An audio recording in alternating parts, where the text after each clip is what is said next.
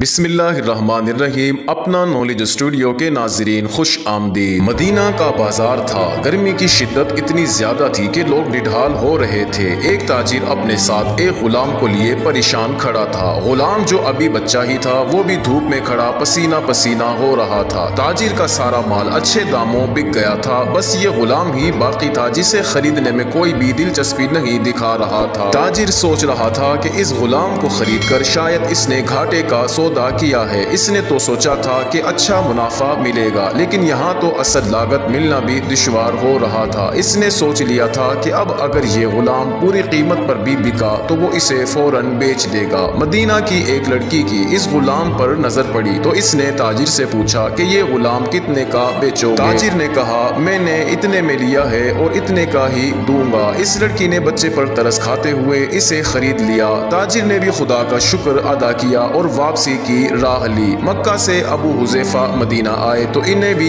اس لڑکی کا قصہ معلوم ہوا۔ لڑکی کی رحم دلی سے متاثر ہو کر انہوں نے اس کے لیے نکاح کا پیغام بھیجا جو قبول کر لیا گیا۔ یوں واپسی پر وہ لڑکی جس کا نام سبیتا بنت یعار تھا ان کی بیوی بن کر ان کے ہمراہ تھی، اور وہ غلام بھی مالکن کے ساتھ مکہ پہنچ گیا۔ ابو حذیفہ مکہ آ کر اپنے پرانے دوست عثمان ابن عفان سے ملے تو انہیں کچھ بدلا ہوا پایا اور ان کے رویے میں سرد مہری محسوس کی۔ انہوں نے اپنے دوست سے استفسار کیا کہ عثمان یہ سرد مہری کیوں ہے؟ تو عثمان بن عفان نے جواب دیا کہ میں نے اسلام قبول کر لیا ہے اور تم ابھی تک مسلمان نہیں ہوئے، تو اب ہماری دوستی کیسے چل سکتی ہے؟ ابو حذیفہ نے کہا تو پھر مجھے بھی محمد صلی اللہ علیہ وسلم کے پاس لے چلو اور اس اسلام میں داخل کرو جسے تم نے قبول کیا ہے۔ چنانچہ حضرت عثمان نے انہیں نبی کریم علیہ السلام کی خدمت میں پیش کیا اور وہ کلمہ پڑھ کر دائرہ اسلام میں داخل ہو گئے۔ گھر آ کر انہوں نے اپنی بیوی اور غلام کو اپنے مسلمان ہونے کا بتایا تو ان دونوں نے بھی کلمہ پڑھ لیا۔ حضرت ابو حذیفہ نے اس غلام سے کہا چونکہ تم بھی مسلمان ہو گئے ہو اس لیے اب تمہیں آزاد کیا جاتا ہے، لہٰذا میری طرف سے اب تم آزاد ہو۔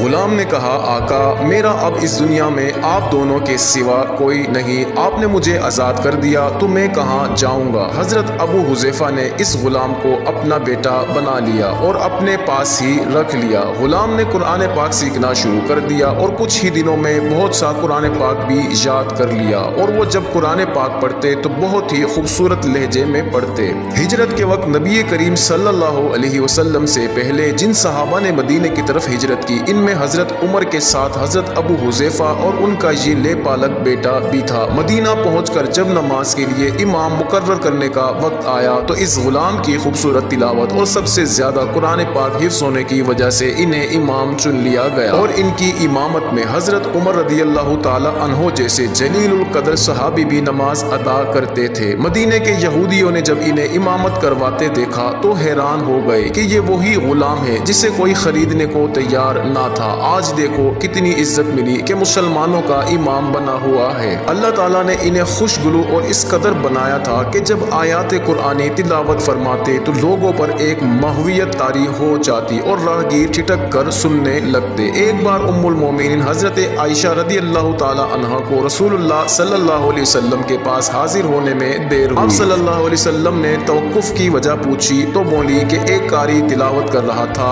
اس کے سننے میں دیر ہو گئی، اور خوش الحانی کی اس قدر تعریف کی کہ آقا علیہ السلام خود چادر سنبھالے ہوئے باہر تشریف لے آئے۔ دیکھا تو وہ بیٹھے تلاوت کر رہے تھے۔ آپ علیہ السلام نے خوش ہو کر فرمایا اللہ پاک کا شکر ہے کہ اس نے تمہارے جیسے شخص کو میری امت میں بنایا۔ کیا آپ جانتے ہیں یہ خوش قسمت صحابی کون تھے؟ ان کا نام حضرت سالم رضی اللہ تعالی عنہ تھا جو سالم مولا ابو حذیفہ کے نام سے مشہور تھے۔